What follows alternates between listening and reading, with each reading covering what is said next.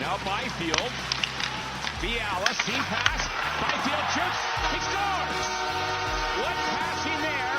A bit of a changeup, but Byfield scores on the power play. You're listening to All the Kings Men, the official podcast of the LA Kings. Shoveled ahead for Fiala. Trying to cut to the middle. Drops it. Vogel. Fiala shoots. And he scores into the top corner. Fiala finishes it. 5-4 Kings. Now, here's your host, Jesse Cohen. Welcome back, Kings fans. I am Jesse Cohen. This is All the Kings Men. The 2025-26 season is finally here. Kings face off against the Colorado Avalanche Tuesday night at Crypto.com Arena, the last first game of the season for Captain Andrei Kopitar. But before we kick off the season, we've got to talk about the top 10 questions facing the LA Kings in that 2025-26 season. There's some new faces on the ice and a new face on the podcast. Today we welcome in play-by-play announcer John Kelly. As always, hope you enjoy the episode. Let's get to it. All right, welcome back to All the Kings Men. It's time for our annual 10 questions facing the LA Kings episode for this year for the 2025-26 season. Joining me now for the first time ever, John Kelly. How are you doing, John? I'm honored to join you, Jesse. And welcome to LA, by the way. Thank you. The weather is really good, as you know. Yeah, we really enjoy it here. One of the selling points. And, of course, as always, Jim Fox. How are you doing today, Jim? Jesse, great. Thank you very much for having me again, and let's get her cranking here. All right, let's dive into it. So the first question, and it's going to be kind of a big one, and it's, of course, made all the more interesting by the recent signing of Connor McDavid. The first question is, will the pending free agents sign extensions? Now, I wrote this before Andrei Kopitar announced his plans to retire, so that was part of the original equation because Andrei Kuzmenko, Andrei Kopitar, and Adrian Kempe are all pending unrestricted free agents at the end of this year. That's an entire top line. Obviously, Adrian Kempe is the biggest story, but Kuzmenko is also in there. Corey Perry, also an unrestricted free agent at the end of the year. Brandt Clark is a restricted free agent at the end of the year. So, Jim, obviously we want Adrian Kempe to announce that he's signing an extension. Andrei Kopitar won't. I'm going to go the other way, Jess. Yeah. I'm going to go with the guys that you mentioned, Kuzmenko and Clark. Okay. One restricted, one unrestricted, but just because I think this year has a lot to do with what's going to happen in the future. I guess you could say that with a lot of players, but I think it pinpoints both of these guys for the reason, Kuzmenko, the numbers he's put up, Vancouver, then a big drop, LA joins the Kings, power play goes through the roof. I think he realizes at his age and now on his fourth team in 5 years that he really liked it here. And he's going to use this year to prove again to the Kings, but to everyone else, that he doesn't want to move around again, that he doesn't want to be a nomad and doing really good on a team, and then he goes to another team and he doesn't fit in there, and then he goes to another team, doesn't fit in there, then he comes to the Kings. Well, he fit in, and I think he's really committing himself more than he has ever done before at the NHL level, that he wants to stay. With Brandt Clark, completely different thing. We expect his minutes to go up. We expect his role value to go up. And if that's the case, he might be in one of those interesting areas, because if he gets 50 points, then he's going to be looking for maybe a long-term deal. If he doesn't, he'll be looking for a bridge deal. And that's where I think they stand with those two guys. There is a little bit of a different timeline thing going on, though, because Adrian Kempe, obviously, we know that in an ideal world, the Kings would want him to play for 8 more years.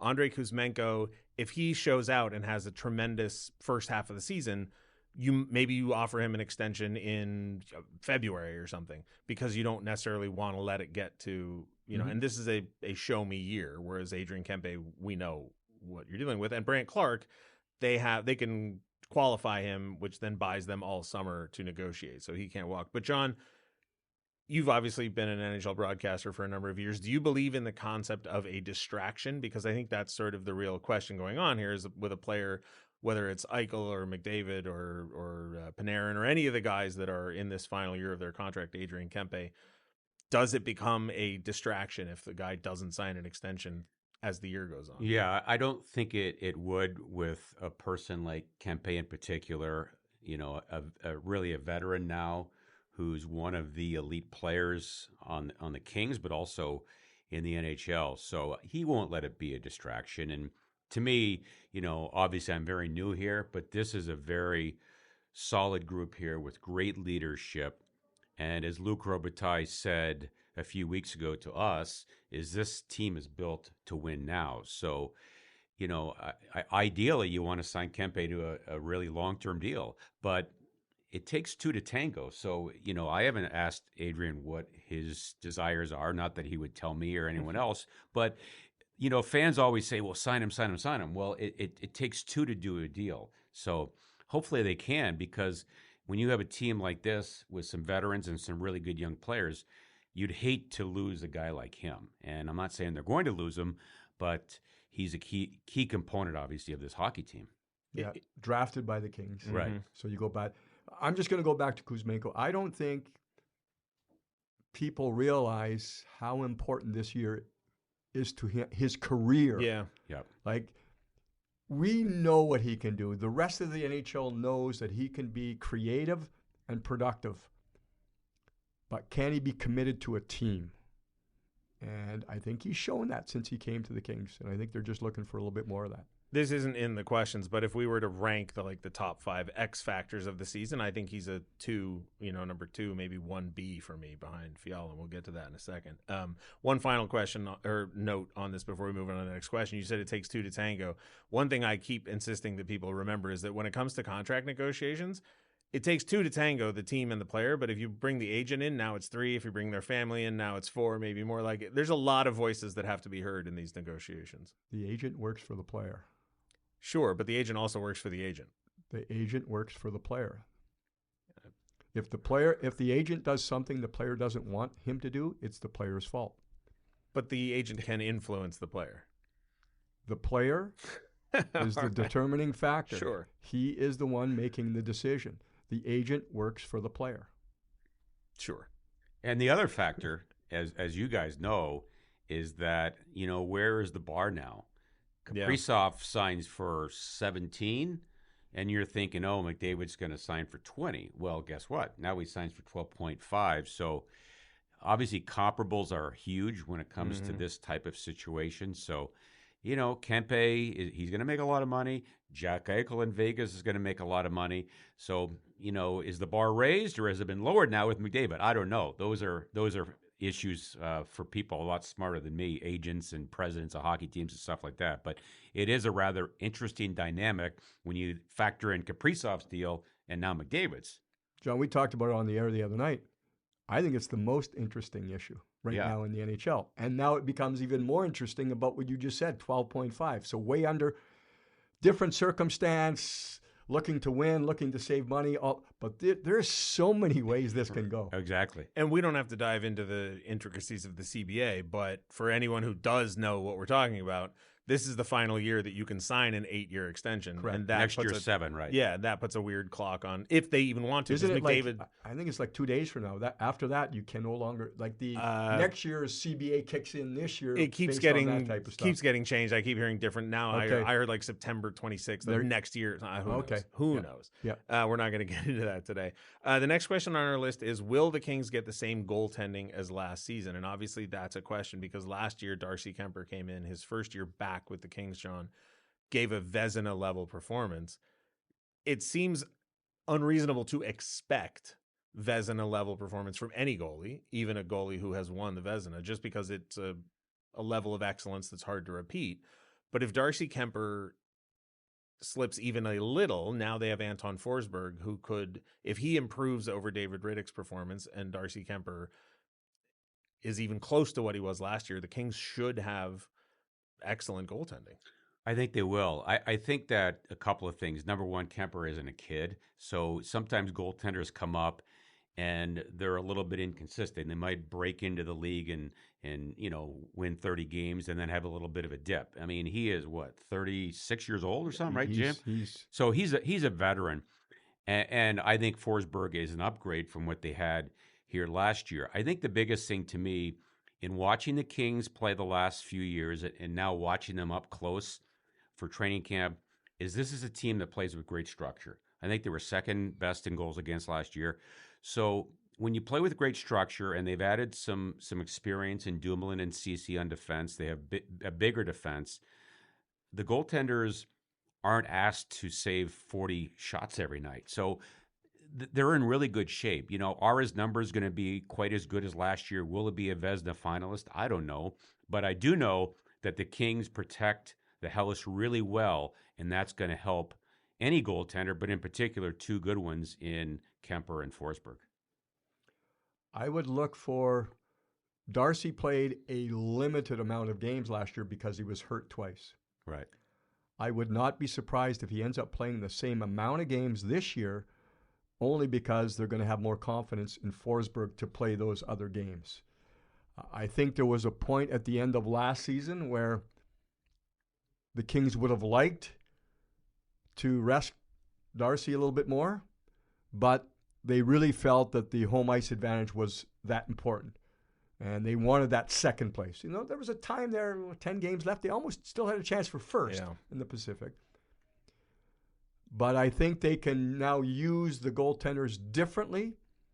So I don't think fatigue will be a factor with Darcy, because let's keep him at around 55 games.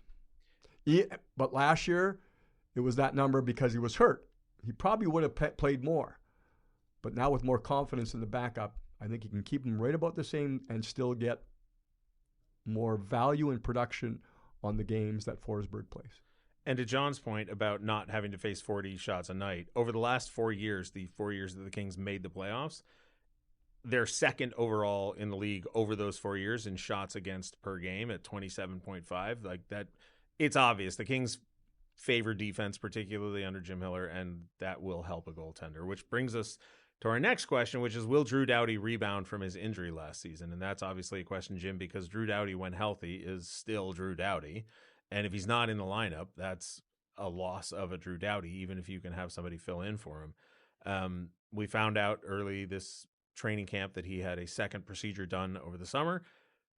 The Olympics are this year. He obviously wants to make the Olympic team, so that's extra motivation on top of what we already know is an incredibly motivated athlete. Yeah, I think that there were times last year when Drew Doughty could not even come close to playing the way he wanted to. And that hurt in his defending, because the game now is gap control and time and space. And there's last year, I know, I saw it. I mean, Drew could get in there, he could press you. Last year he had to hold back, because if he went at it, he couldn't pivot like he used to pivot. The ankle was just that much. I would say there were some games he was at 50%. When he first came in, maybe 75, hoping that he was going to get better.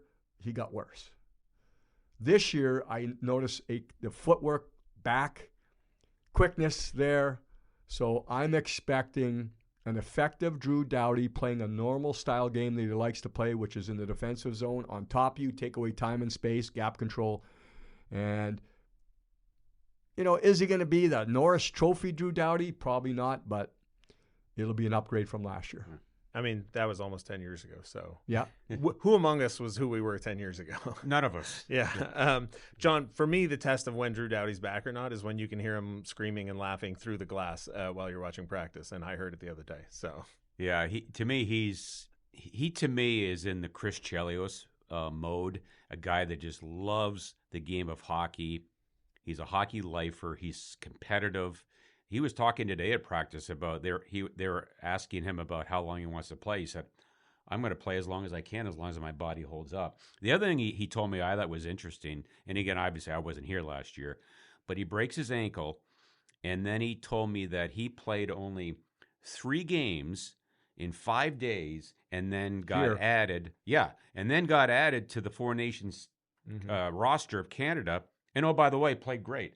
And his leg at the time was probably, I don't know, Jim's 50 to 75%. Yeah. And he goes and plays on Canada's roster.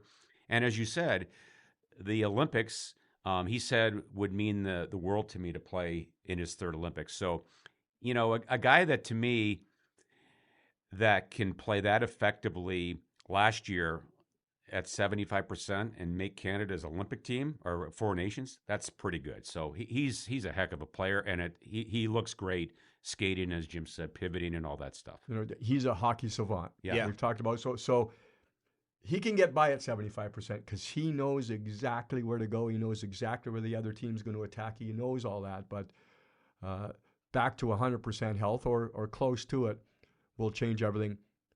Team Canada wants him on that team. Yeah. Now, he's going to have to earn it. He's not a shoo-in. I mean, the team's going to be good, right? But they want him on that team. And if he can show that he's mobile enough, he told us he's not going to have as many points as in the past. He's not on the first power play anymore. Team Canada doesn't care about that. They just care, can Drew Doughty maneuver around the ice anywhere near like he could? If he can, he'll be on that team. I'm glad you used the word hockey savant. I was going to ease John into the fact that I referenced Ted Lasso way too much. Oh. And there's a scene in season 1 where Nate the Kit Man is addressing the team, and he's talking to Roy Kent, the captain, and he says, you're old and you're slow, but your speed and your strength were never what made you are. And that's how I think about Drew Doughty. Drew Doughty was never the fastest defenseman. He was never the strongest defenseman, but he's a savant.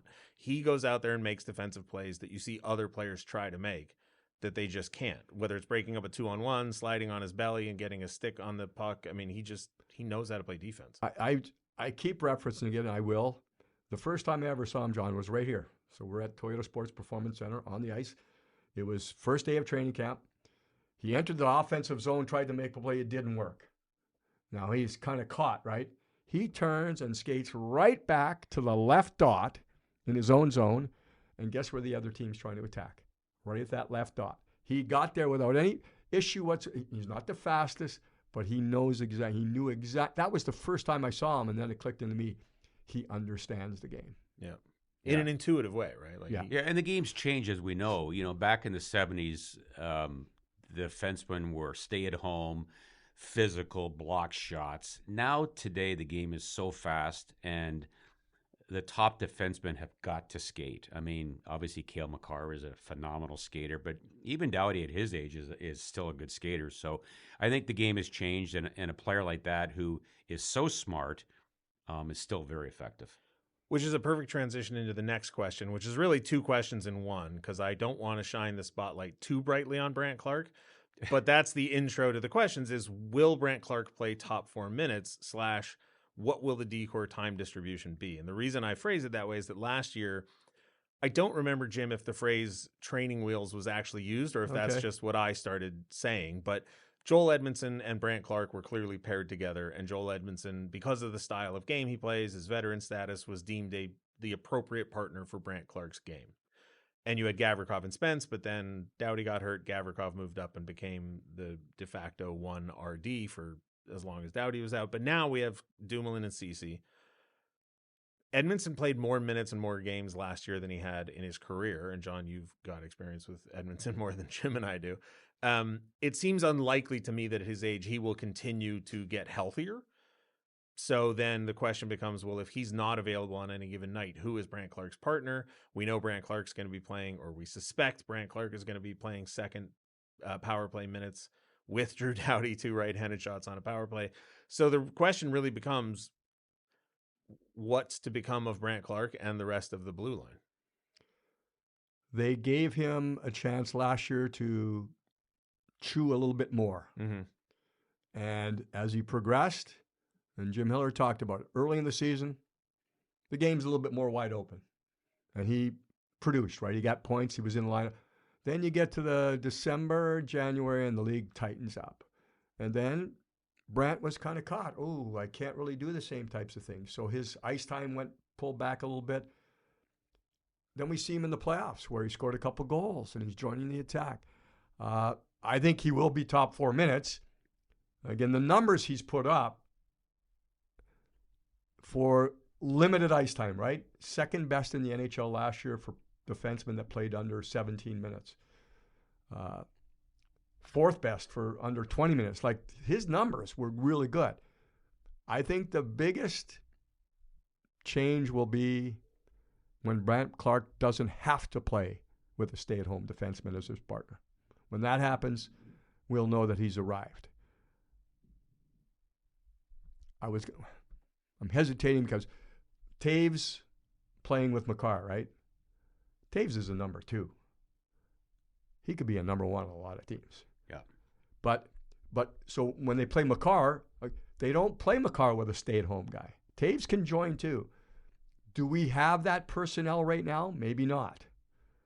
But I'll be waiting for the moment that Brandt Clarke is not paired with a stay-at-home guy, that they trust him enough to pair him with a guy that might even be able to help him offensively on breakouts and joining those types of things.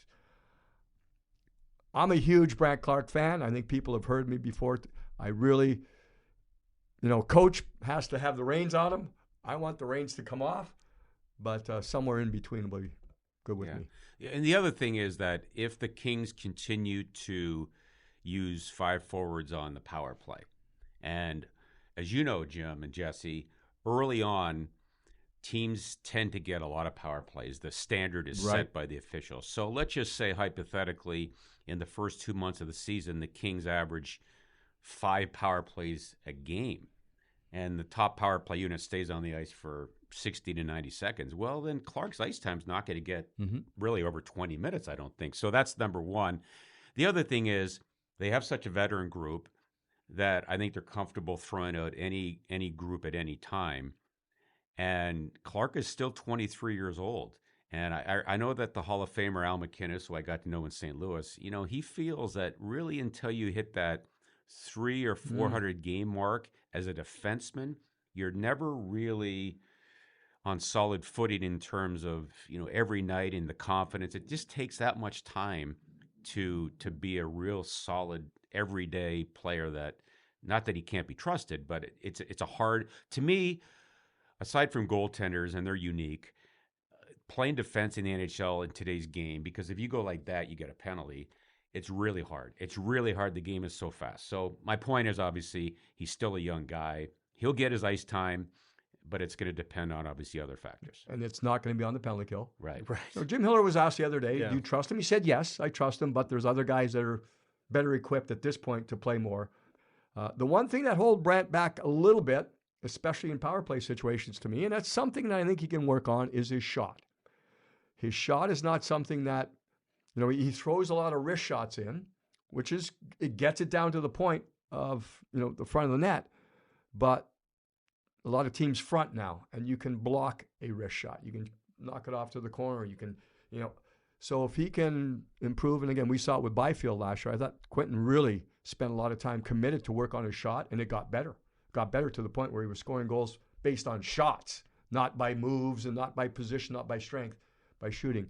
I think if Brandt could ever improve his shot to the point where then he'll be first unit power play. So this becomes a topic of interest for fans because, and this is the situation the Kings find themselves in. We've talked about it for the last year or two. Some teams place themselves in a position where whatever happens in the regular season doesn't really matter because you're just waiting for the postseason. And the postseason results are weighted way more heavily than the regular season. So you're looking at time on ice for the last playoff run, and Brandt Clarke's playing less than 13 minutes a game. Mm-hmm. So even if he plays more, even if he plays close to 20 a game during the regular season this year, there's still going to be that chorus of people who say, yeah, but.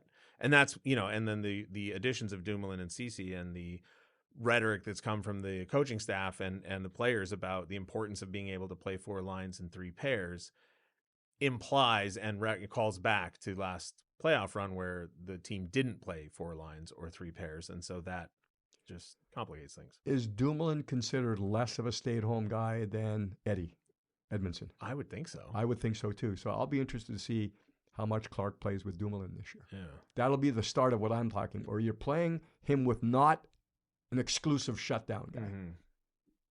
And the other thing is, you talk about the playoffs, and fans obviously are frustrated. They've lost 4 years in a row in the first round. The players are frustrated, the coaches, but it's a process, and this is a hard league. This Western Conference is really hard. You can never assume you're going to make the playoffs. So it's first things first. Get in the playoffs. The Kings won their first cup as an 8 seed, right, Jim? Yep. So you can't worry about April, in October. So you have to have the habits, the process. You can't turn it on come April 15th. So to me, that's the biggest thing, is to have a good, solid season and make the playoffs. Yeah. With Dumoulin, I just backed him again. I know the Devils had horrendous injuries here, but he led their team in playoff ice time last year. Yeah. So he's a guy that maybe can play in more of a Swiss Army knife situation back on the blue line as opposed to just being a puck carrier or a stay-at-home guy. He can kind of be both. So if Brandt Clarke, if I was to rank him on the X Factor top 5, I'd put him at like number 3. But let's get into the number 1 and number 2. And the next question is, will the top 9 chemistry continue? And the reason I phrase it that way, Jim and John, is that when people ask me how this team is going to do, and a lot of fans have asked me over the training camp and preseason, I say, honestly, you could tell me any response, and I think I probably said this last year. You could tell me that they won the Stanley Cup in this season, and you wouldn't have to explain to me for very long how it could happen. I can totally see if everything goes right, the ceiling of this team is Stanley Cup contender. If everything goes wrong, I can see this team missing the playoffs. So it's just a question of how many things will go right, because not everything's going to go right. But the question about the top 9 chemistry is the way the lines were balanced at the end of the last year, Jim, were so effective and so perfectly combined. You had Kuzmenko coming into the trade deadline with Kempe and Kopitar. Fiala and Byfield clicked together. Laferriere was the perfect complement. You had Fogle finding a home with Deneau and Moore, who have been a pair. And those top 3 lines, I think we assume, given full health, those 3 lines should be the lines to start the season. And if they are, and if they're clicking the way that you hope they will, this team doesn't miss a beat. Well, you have the start of the season and the level of competition the Kings have. Talked to Jim Hiller about that today. And I think that's part of the reason that they got down to their 23-man roster probably before any other team in the league did. Mm-hmm. We were down to 23 about a week ago. Yeah. And the other thing is, what you're talking about, the confidence in the top 9 forwards is there. So you don't have competition. This is our team. And there was a national publication that ranked the Kings' top 9 forwards as the number 1 group in the NHL, top 9. Now, when I take a look at Vegas and I take a look at Colorado, I'm going, there's pretty good top 9 also. But that stability gives you something. And Jesse, John, when it started last year, we could tell the moment it happened. It went about 3 games in a row, and those top 9 were playing, and that was it for the rest of the year. They were just fixtures. Great insight, I think, from Jim Hiller of rhythm. Rhythm to me can be your personal health, how you're up to game speed. But as Jim said, what happens now if you're one of those top 9 and your ice time comes down 2 minutes a game because he has more confidence in line 4 this year compared to last year? Does that knock your rhythm off?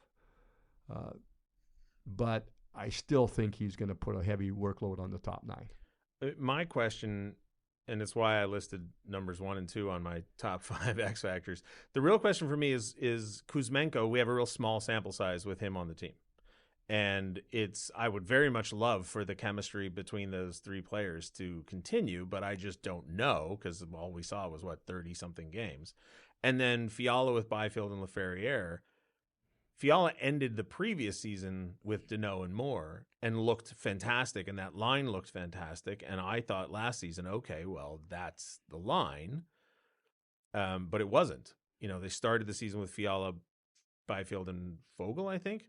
And that lasted a week or 2, and then they moved him back to the Deneau line, and that lasted a month or 2, and that didn't work out. And then once the half season sort of turn hit, Fiala turned around and became just probably the best we've seen him in a Kings jersey, Jim.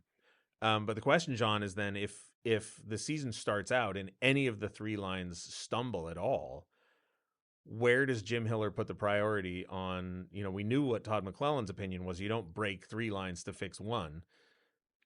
But if one line isn't going, then what happens to the other 2 on the top 3?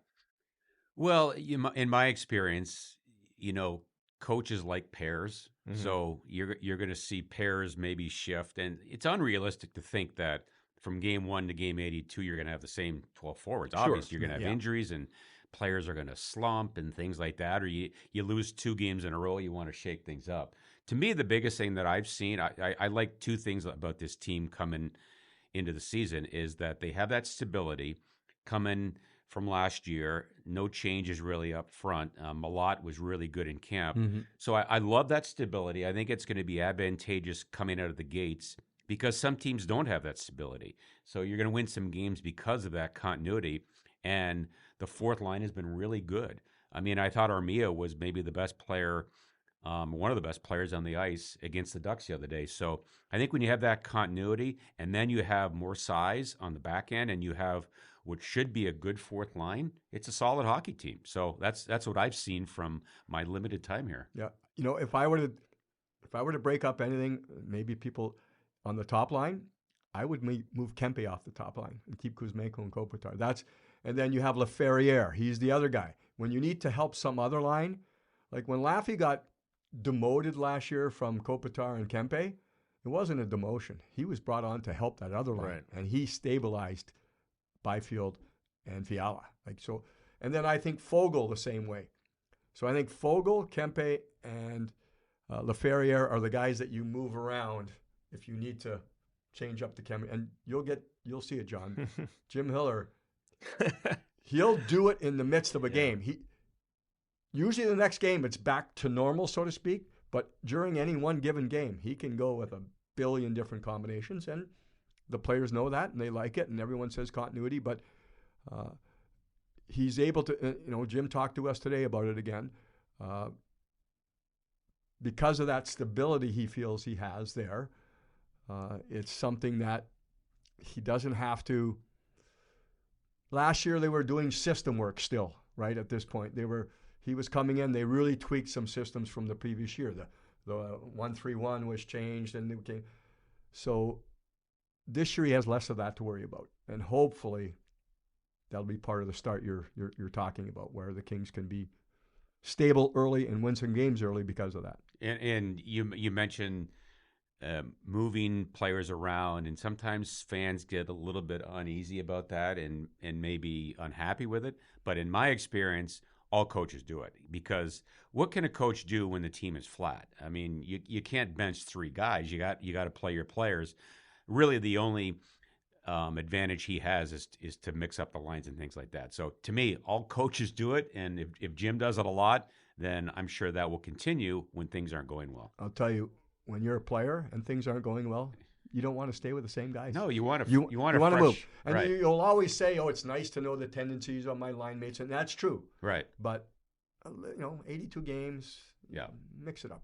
One of my favorite sort of behind the scenes thing, and I won't mention any names, is if you happen to get a chance to chat to a forward that doesn't appear to be clicking with line mates at the time, and you ask them so would you rather play with so and so? They go, no, everybody's great, and you go everybody's great, okay.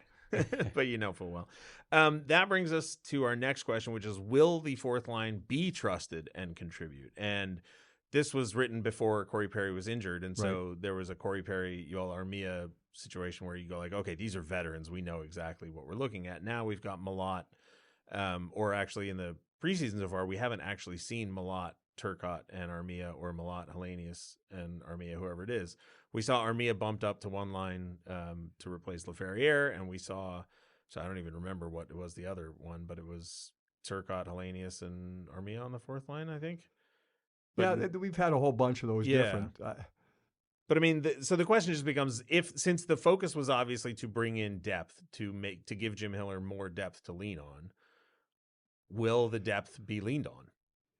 The one thing they brought in was two guys, Armia and Perry, that we don't even have to even begin to think about what their role is. Right. Yes. Well, until that preseason game, Armia can be you got personnel issues. Yeah. But Armia can be a Swiss Army knife as far as move up a little bit, but you can't expect him to be a top 9 for more than 20 games. That's just, he knows that.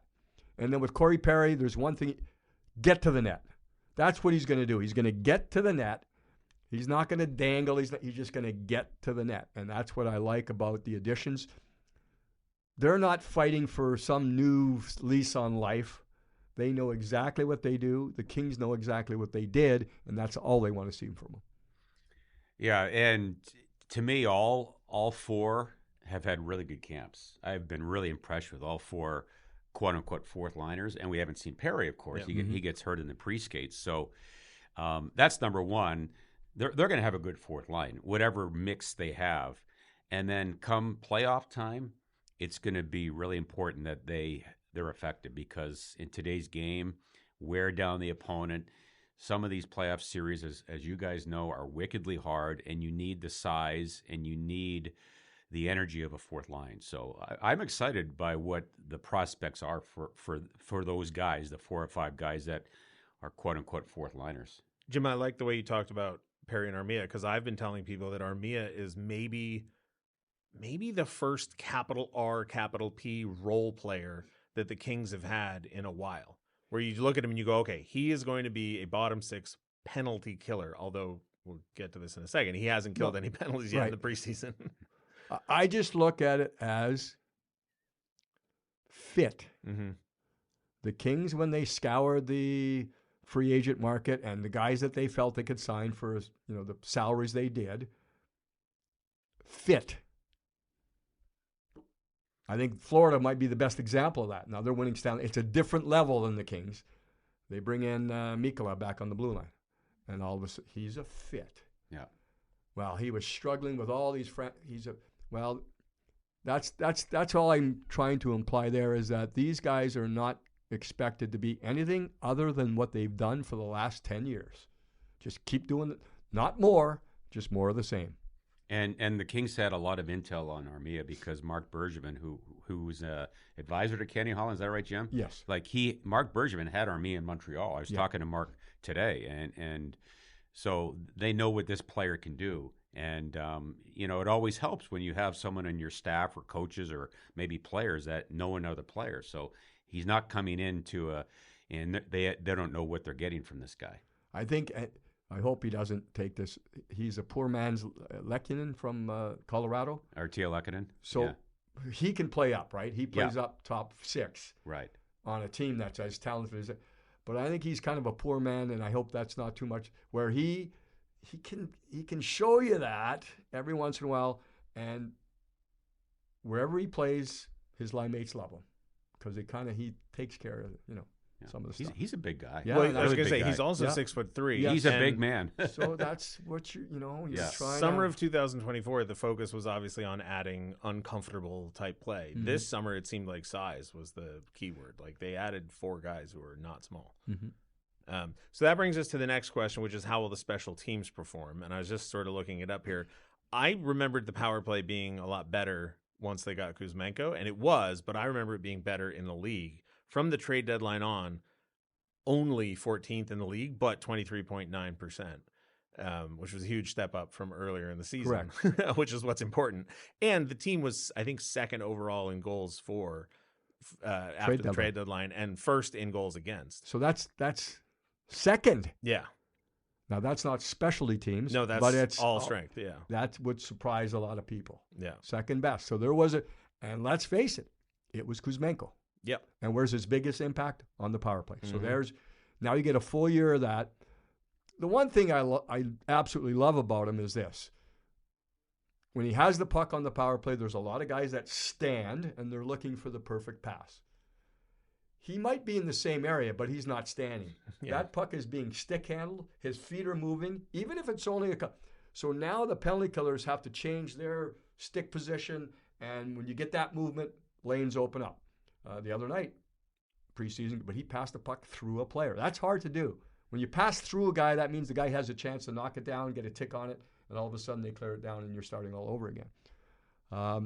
So I'm going to answer your question based on Kuzmenko, full season. Power play is going to be much improved. And even when they don't score, they're going to be dangerous. And then the penalty kill, the addition of size and length back on the blue line. That's just taking away lanes. It's taking away lanes. Yeah. That's what you do on the penalty kill, and that's, CC comes over. That's what he's known for. He's known for just playing those types of roles, killing penalties. He logs a lot of ice time in other places, playoff situations. So he comes aboard. Dumoulin, a little bit longer reach. Even if they had to go to Brandt Clark, and I know there's probably Kings fans are out there, it's Jordan Spence or Brandt Clark. Well, Brandt Clark's got probably another foot of reach compared to Jordan Spence. So that's that's where you're going. You're going with, I said it on the air, it's not strong anymore, it's long. Yeah. Long is important. You're still going to have those battles, but you want to be able to take away the lanes with the length. John, I can't think of a more distinct difference between one power play unit and the next than the Kings' current 5 forward first power play unit and 2 defensemen second power play unit. It's unique, to say the least. Well, do you think it presents a challenge to opponents if your second power play unit is such a drastically different look than the first? Absolutely. And who knows? What if, at some point in the season, the first power play is struggling? Well, maybe Jim Heller sends out the second unit and the other team's not expecting that. You don't know. So I think it is an advantage to have 2 distinct power plays. From what I've seen so far in the limited games I've seen, and some of the players have said it to us, at times this team tends to overpass. And when you have 5 forwards on the ice, sometimes you want to make that extra pass. To me, though, when you have shooters on the power play like Kuzmenko and Kempe, who are right and a left, who can, and one time, Kempe's a left shot, right, Jim? Yes. Yeah. So you have 2 shooters, and Fiala's got a really good shot. Mm-hmm. So you've got a lot of guys that can one-time the puck. So, don't overpass it and shoot the puck and get to the net. I thought the Kings did a really good job at that in the Anaheim game, a lot better than they did in the Utah game of getting traffic in front of the net. And just, I'm not going to overplay this 2 defensemen on the second unit. Brant Clark on the power play is not a defenseman. When you have the power play, he can skate and maneuver and get around the ice as good as any forward. He's a rover. That's exactly what he is. Yeah. And just to briefly touch on the penalty kill, I was just looking it up here while we were chit-chatting. Uh-huh. Cece had 155 block shots, which would have placed him first on the team last year, and I think Dumoulin had 109, which would have put him fourth on the team. So you've added 2 large shot blocking defensemen to help out the penalty kill. You lose Gavrikov. Yeah. What did he do very well? Kill penalties. Yeah. So find a fit to fill that hole. I'm sure Kenny Holland looked at it and said, okay, we can't get Gavrikov. We tried our best. We couldn't get him. Okay. Now we got to fill that hole, and who fits that role? And he found 2 guys that he feels fit in the penalty kill situation. Sorry, John. No, I was just going to say, and to sort of wrap it up from my perspective, if you were to give me a choice, give me a good power play or a good penalty kill, I would rather have a good penalty kill. And I think the Kings were really strong in that area last year. So to me, if you can kill a penalty late in the game with a 1-goal lead, it's going to win you a lot more games than trying to get a power play goal late in the game. So I think that the team should feel comfortable that their PK should be really strong. Yeah. I agree with you, John. My mindset changed on that about 3 years ago, and I can't remember, senior moment, whoever said it, but the penalty kill is more important than the power play because when the power play is not working, the score doesn't change. When the penalty kill is not working, the score changes, and it changes to the negative. Right. So that's why. And I never thought, because we spend 80% of the time talking about the power play and only 20% about the penalty kill. I agree with you 100%. Yeah. And that's changed in me. Maybe it's the way I played. I was an offensive guy. I'm thinking about the penalty kill. Make sure that score doesn't change. This is something that I'm probably more interested than your average person, but John referenced it earlier. Coaches like pairs, right, of forwards. I was trying to figure out, okay, well, if we assume Armia is going to be your number 1 forward over the board on a penalty kill because he's played over 2 minutes a game on the penalty kill the last 3 seasons, who's over the boards with him as a forward? Because they've been pretty consistent with Deneau and Moore, Fogle and Byfield, Kopitar and Kempe. And we heard Jim Hiller say Kopitar and Kempe probably not going to play as many minutes. Right. Suddenly with Armia now available to kill penalties, and what there was also a lot of talk in the preseason about Turcotte, the Kings, Jim, have not traditionally used top or bottom 6 players to kill penalties. Their best penalty killers, Sean, have been their best players, which taxes your best players and becomes a whole issue. So I'm assuming if the Kings start the second period on a penalty kill, the first 4 players over the boards are Doughty, Anderson, Armia, and I don't know. And it'll be different every night, I'm sure. But if Kopitar and Kempe are going to go down, then Armia is going to get more. He's going to get some of that. Having said that, Some of if it's game you see- 76 and there's a playoff seeding for battle and it's late in the game and you need the points, Andrei Kopitar is going to kill some penalties. Maybe, yeah. Like, that's just going to happen. I loved his answer the other day, though, which is true. You think about that. Well, less time on the penalty kill, but first up when you get back to even strength, and that's where you might. We saw it in a preseason game. I think it was him, Kempe, and Fiala were the first over the board when the penalty kill was over. And that's another John will get used to, like especially after special team situations. Jim Hiller, the next line is not the normal line. He's getting guys out there that have been sitting on the bench. Yeah. He wants everyone involved more. I think I'm not going to call him a pioneer in that, Jim Hiller, but he's one of the few coaches that has been consistent in that. Meaning, Fiala doesn't kill penalties. As soon as I think he's over the boards. Yeah. Even if the rotation is not Fiala next, he's over the boards. Mm-hmm. To me, a good penalty kill, it starts with the goaltender. He's got to be your quote-unquote best penalty killer. But two other things I think that good PK units have is you have to have a good face-off, man. Because if you win a face-off, the puck's cleared. There goes 20, 30 seconds. And you got to have good shot blockers. And the Kings have got a lot of good shot blockers. So, I don't know the face-off numbers for the players. I'm the new guy again. Yep. But to me, if you can have a really good, solid face-off guy, you're going to kill a lot more penalties. And that's where, because Kopi comes down, he's 56%. Like he's always there.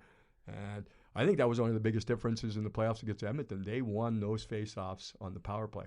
Big Draisaitl gets in there with a big freaking blade he has, and he wins. And guess what happened? Now you're in your own zone for 2 minutes. Yeah. Usually less because they score. They're the best. They're the best in the league. Let's face it. But those face-offs are so now. QB says he's been working on it. Because he knows he's going to be put in that situation a little more. Deneau, you're very comfortable with.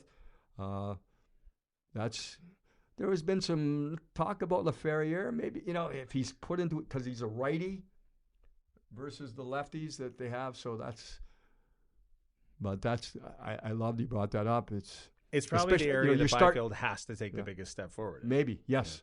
Yeah. I said that the other day, and I think it was the pregame hit we did on him. I said, I'd like to see him, puck retrieval, shoot more, face-offs. Yeah.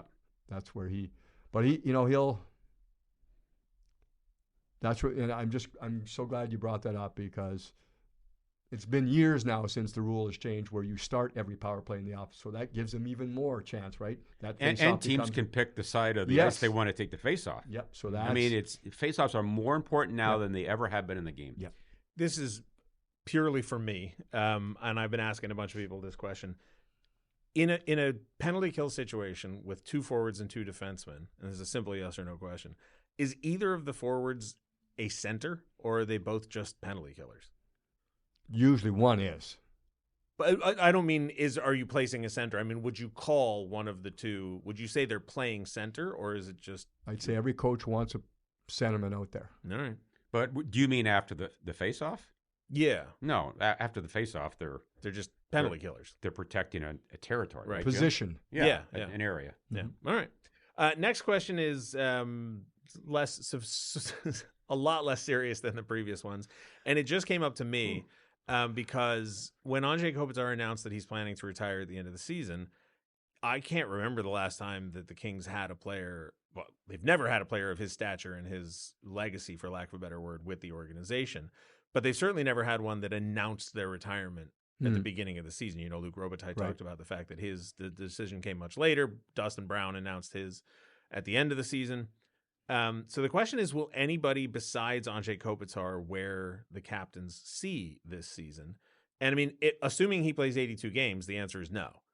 But if late in the season he takes a break for a game, or if Jim Hiller wants to try it on for size for another player, because we know Andrei Kopitar won't be the captain next year. We don't know if the team will have a captain next year. They could do 3 alternates. Plenty of teams have done it before. But that's the sort of spirit of that question is, does the organization audition for that role? This will be the shortest answer, Jess, I've ever given. There's no need to rush it. Fair enough.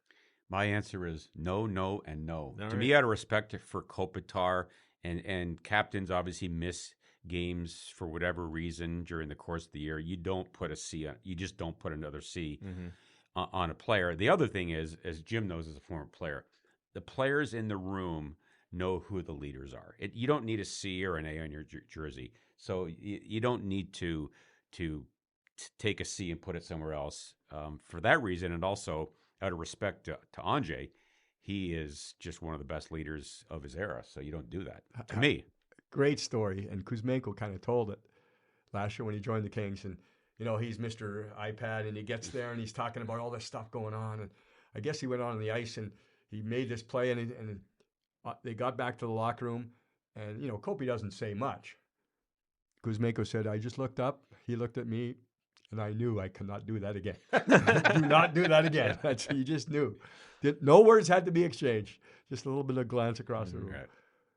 So then the next question is a standard for us, John. We do ask it every year, and that is because the biggest storylines that impact the Kings in any given season sometimes don't involve the Kings.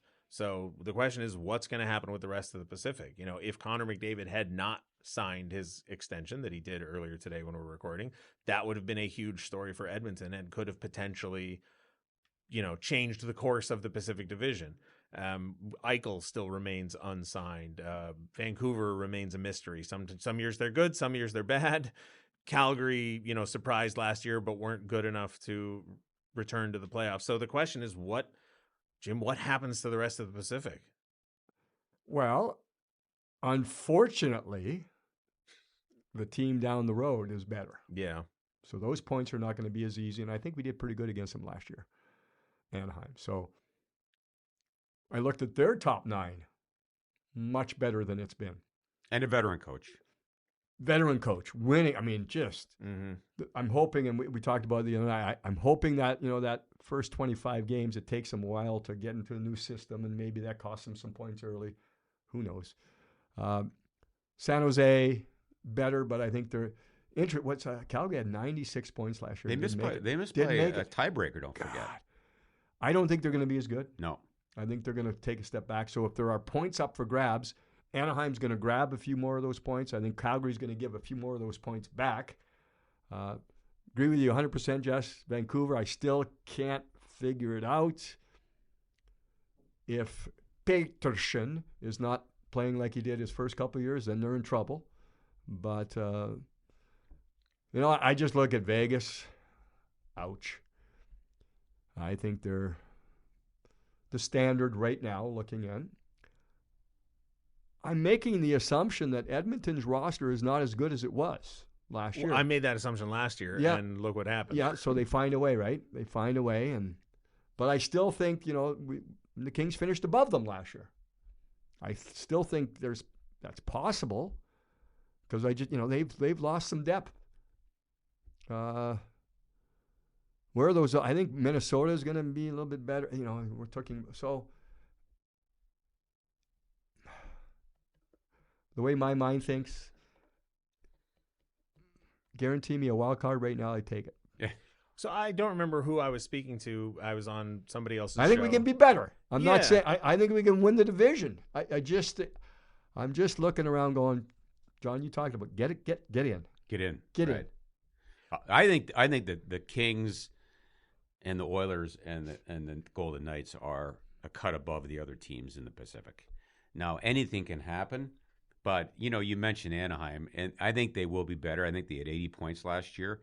But don't forget, Jim, they're gonna play those other teams as well. So those games against Vegas and Edmonton aren't gimme games either for those teams. So, again, Vancouver is an enigma. Calgary, to me, is really well coached with a good goaltender in Dustin Wolf.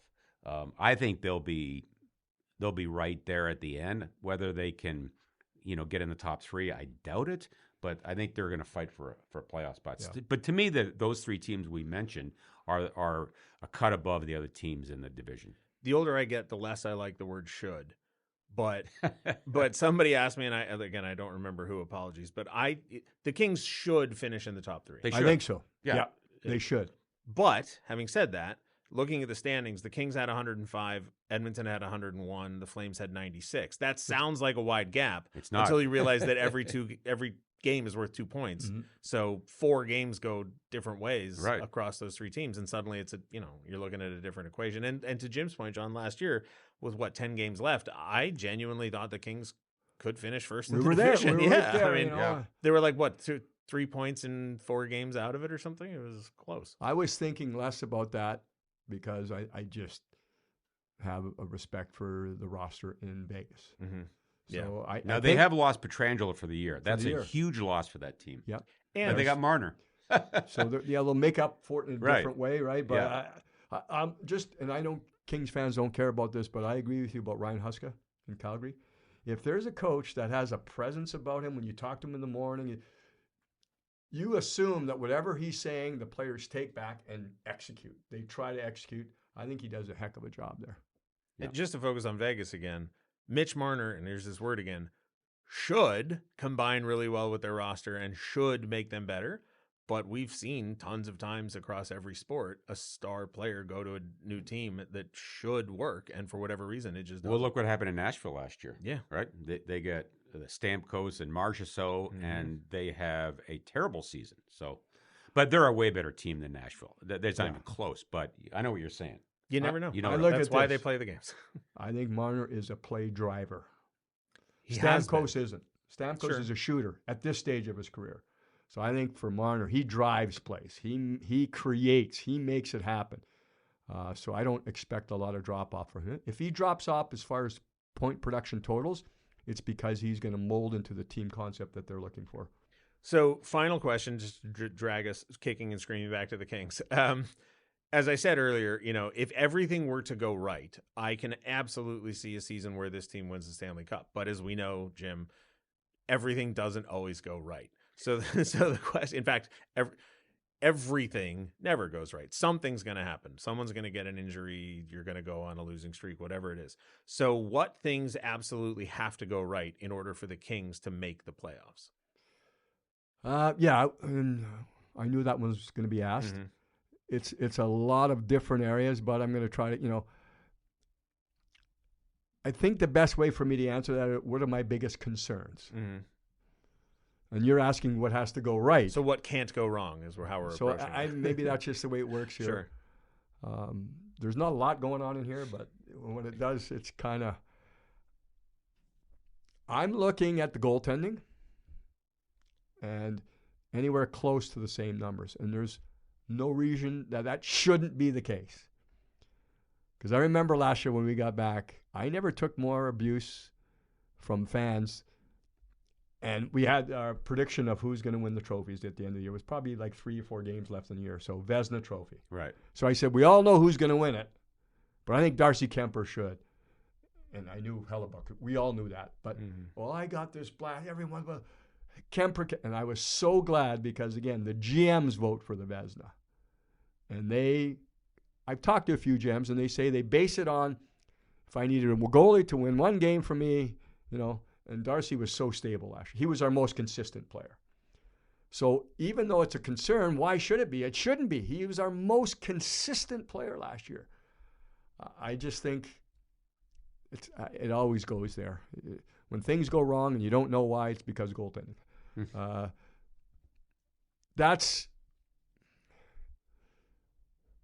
I expect the power play to be better. So I'm going to go there. What will get them in? A 82-game, 23% power play. That'll give them enough goals with their defensive structure to win games. So that's where I'm looking for, and that's the value Kuzmenko has to this team. Like, he is valuable that way. Then one player. I just like this Dumoulin. Brian Dumoulin, I saw him, I think he makes really smart decisions out there. So I'd like to see him become more of a factor than he's expected to be. I'd like to say maybe throw him out there with Brant Clark a couple times during the season where you're not only looking for him to be the veteran presence, you're looking for him to help Clark with offense, not with defense, just those types of things. So I'm saying that and answering it because I assume everything's going to be okay. The top 9, everything's going to be okay. And I you know what? I love the reaction of the acquisition of Corey Perry. I love the reaction of our fans. I love that because you know what? I know why they're reacting the way they do, but you know what? When Corey gets out there and scores a big power play goal, that's when you want him. And he's done it. And Corey might only play 60 games because he's hurt, and he might only play 12 minutes a night, but he's going to get a couple of big goals. And that will end it. Yeah. So the question is, will they be a playoff team? What has to go right? Yeah. What, barring terrible injuries, terrible luck, to me they're all but a lock to make the playoffs. They're too good a defensive team, and I like Dumoulin a lot. I like Ceci. I like their goaltending. So I think they're all but a lock to make the playoffs. To me, the big X factor for this team, do they have 97 points and just get in, or do they have 105 points or more and be one of the top teams in the West? To me, can Byfield become truly a dominant center? It's a hard position to play. Can Fiala pick up where he left off last season? And the power play. I mean, again, I think penalty killing is more important, but if you don't have a good power play, it's going to cost you some games. So I think those are, to me, some of the keys. And Kuzmenko, if he can score power play goals and he can approach his 39-goal pace he had a few years ago, Jim, right? If he can get 25 or more, then this team's in really good shape. But those three players and the power play, to me, will determine whether they have 98-ish points or 105 or more. And I have to build on it because we talked about it before everyone came on here. With Fiala, and this might be the third year in a row I'm sitting here with Jesse going, he has to start this season like he ended last. Because for the past couple of years, he would end the season, last 25 games into the playoffs, he was great. And then the next year comes and he's back to this risky, undisciplined, And then you hope, okay, then he goes, last 25 games, great again. At the exit interviews last season, I went up to Kevin and I said, do they care what I say? I don't think so. But I made it a point to go up to him and say, Kevin, you were really good in the last one and into the playoffs. He was really good. Like he was in there and trying. He was everything, and the skill, all that. So I'll credit John for clicking. That might be the thing to me. If he can come and play 82 games he's still going to get 35, even as a less risky player. He's proven he can do that.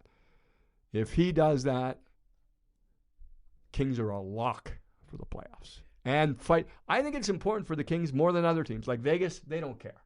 If they finish first, I think the Kings want to finish. They want to win the division. And I think it's important for the up here to prove that they are good enough.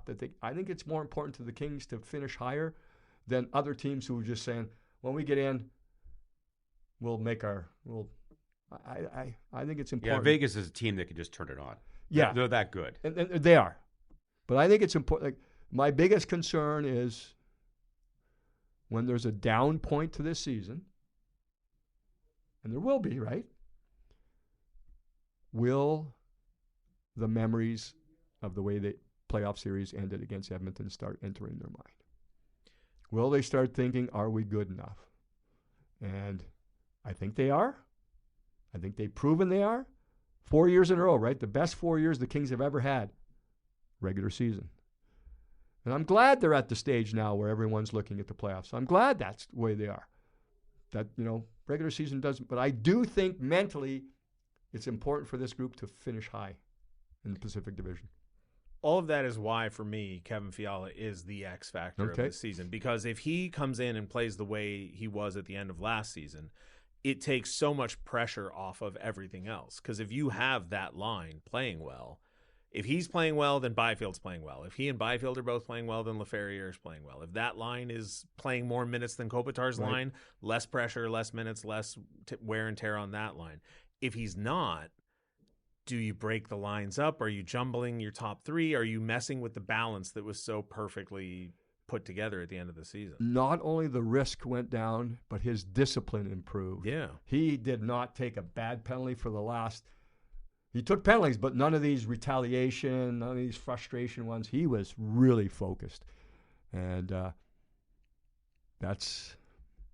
maybe that's, if one thing needs to go right, and you guys have led me there, it's Fiala. The Kings can't win with Kevin Fiala being a risky player. They can't. But you can't win without Kevin Fiala. So you need him to play the way he did. And he was outstanding. And things change so quickly in the NHL that if they get off to a hot, let's say they go 17-8 in the first 25 games, momentum established, balance, confirmed, everything's good. Do you hit a losing streak? Okay, you hit a losing streak. If they go 8-17 in the first 25 games, do you jumble lines? Who are we? What's the conversations about identity start creeping back in? You start asking, what happened? What's different? You have new players. When Corey Perry inevitably returns, is it easier to work him into the lineup if the team is doing well or poorly? Like, there's all these questions that you don't want to have to think about. I just want him on the ice in the last 5 games of the year to score those 2 big goals, and then into the playoffs and score 2 more big goals. That's all. And run over a goalie or two. Yeah. Well, right? sure, yeah. That's going to happen. Yeah, absolutely. And we'll be glad it's not Jonathan Quick or Yeah. Darcy Kemper. He's the good luck charm, man. The guy's been in the final, 5 of the last 6 years? Yeah. So I think we're going to wrap it up there because we got to get everybody back to their days. Thank you for joining us, Jim. Thank you as always, John. Pleasure. Hey, thank you for having me. We'll check Welcome in to again. John. Huh? Yeah, that's right. Yeah. Kings fans are going to love him. And for those who are not familiar with the series, we'll check in at about the quarter mark and the halfway mark. And depending on what happens at the trade deadline, the 3/4 mark, we'll update these storylines. And appreciate you watching. We'll see you out at Crypto.